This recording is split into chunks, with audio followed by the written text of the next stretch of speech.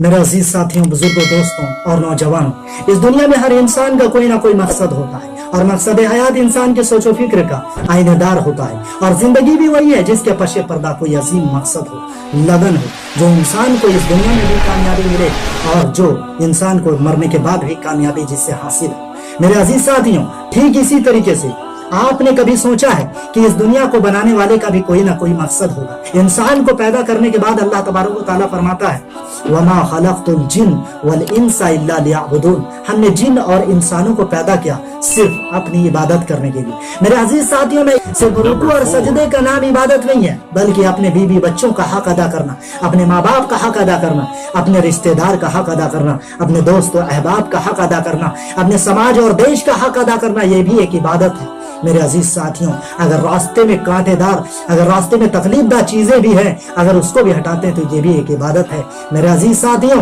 तो मैं कहना ये चाहता हूं, क्या इन तमाम हकायक अदा करते हैं और बहुत सारे लोग हक को इन तमाम हकायक को अदा करते हैं, और इन हकायक को अदा करने में बहुत सारे लोग हलाल को हलाल नहीं, हराम को हराम नहीं समझते हैं। क्या आपने कभी सोचा है उस रब के हक के बारे में, उस परवरदिगार के हक के बारे में, उस पूरे ब्रह्मांड के सृष्टि के रचनाकार के बारे में, जिसने सूरज, चांद, ये आसमान, ये जमीन, ये पेड़, ये पौधे, ये दरख्त, ये आकाश, ये धरती, इन तमाम चीजों को पैदा किया? क्या आपने उस रब के हक के बारे में सोचा है?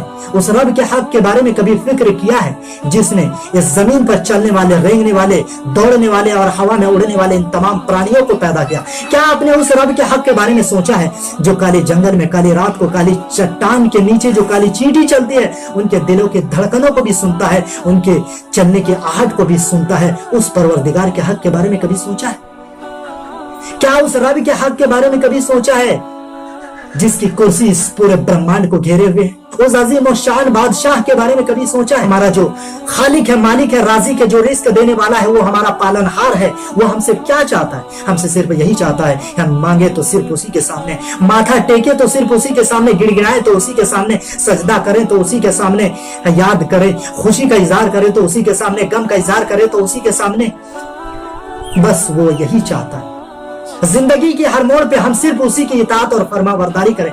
जिंदगी के हर मोड़ पर हम जिंदगी बशर करें तो वो जैसा चाहता है उस तरह अगर हम जिंदगी बशर करें, उनके बताए हुए रास्ते पे चले, तो हम उसके हक को अदा कर सकते हैं। वो हमसे सिर्फ यही चाहता है कि हम उसकी पूजा में, हम उसकी उपासना में, हम उसकी इबादत में किसी की मिलावट ना करें।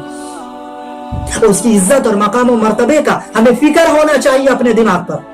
और जो इंसान अपनी इज्जत की परवाह करता है और उसकी इज्जत को मिट्टी में मिलाता है, याद रखिए उस इंसान को कभी बख्शा नहीं जाएगा। ये मैं नहीं कहता, बल्कि हिंदू धर्म की भागवत गीता कहती है, अध्याय नंबर 7 और मंत्र नंबर 21, 22, 23, यजुर्वेद अध्याय नंबर 40 और मंत्र नंबर 9।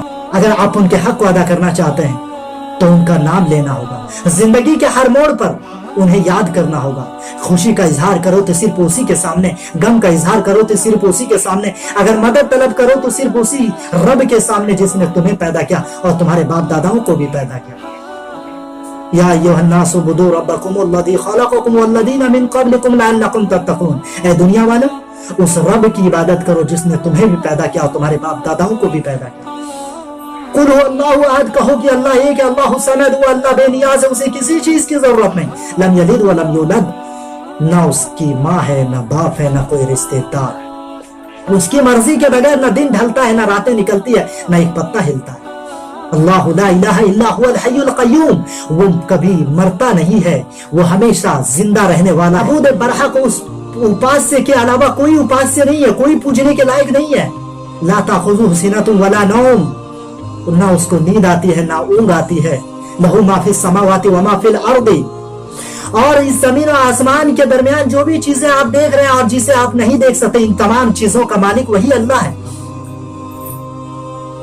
मन ज़ल्लज़ी यशफ़अउ इंदहु इल्ला बिइज़्निही यअलमु मा बैना अयदीहिम व मा ख़ल्फ़हुम व ला युहीतूना बिशय'इन मिन इल्मिही इल्ला बिमा शाअ वसिअ कुर्सियुहुस समावाति वल अर्द। इस जमीन और आसमान में कौन है जो उसकी इजाजत के बगैर सिफारिश कर ले? कौन है? कोई नहीं। उसकी कुर्सी इतनी बड़ी है कि वो तमाम विश्व को घेरे हुए। तसव्वुर कीजिए उस अल्लाह रब्बुल आलमीन की शान, जो सारी जमीन और आसमान का मालिक है, बादशाह है। ہر انسان کے سانس سانس میں بسا ہوا ہے وہ. جب تم مانگو تو اللہ سے مانگو اور جب مدد طلب کرو تو اللہ سے مدد طلب کرو. یہی توحید ہے, یہی ایک ایشور واد ہے. یہ تو اسلام سکھاتا ہے. میرا عمل ہے سیاہ نامہ, مجھے خدا